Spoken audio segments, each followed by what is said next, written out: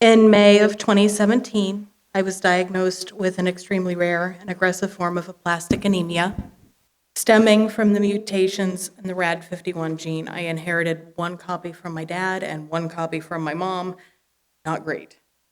Little was known about the condition, let alone what would happen to someone with two splices in the same gene. The next 6 years would be filled with so many unknowns outside of being told I would not live to see 40. To get to this conclusion, it took 12 hematologists, 4 bone marrow biopsies, 239 lab draws, 217 blood transfusions, 139 specialist appointments, and 4 denied clinical trials because I was too far gone. There was a very large financial cost to our family, but the emotional cost was far greater. We had to talk about when to bring in hospice. At the age of 36, my funeral was planned and I signed a DNR. But the most painful part was our then 8-year-old son asking if I was going to die.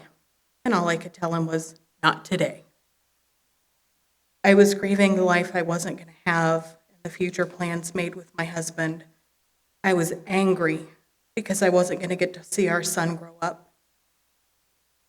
I was devastated because I had to say goodbye to my loved ones way too soon.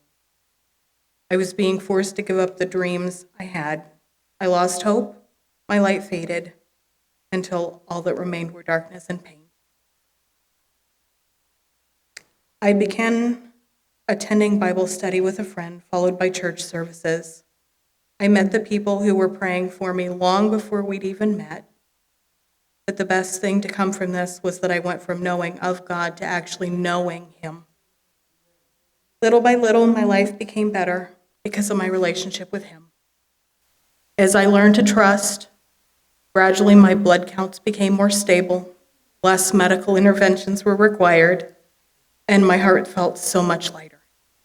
And I began to have hope again. As I continued to deepen my faith in Him, I made the best decision of my life and fully surrendered my heart.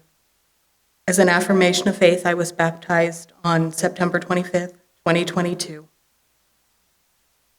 After I had surgery in November 2023, God told me I needed to stop taking the medication being used to try to stabilize my blood counts, that I would be fine.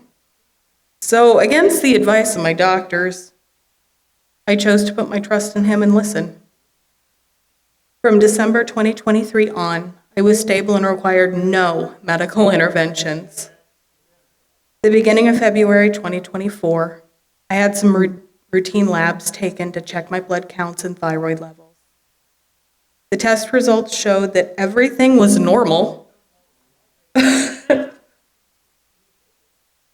On February 5th, 2024, I got the call from my specialist saying that I'm in what he considers remission, even though my condition is genetic.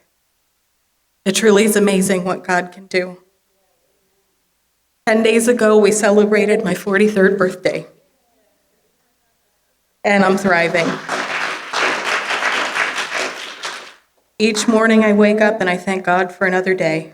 My life's His, and I will trust and surrender to the plans He has for my present and future. Thank you.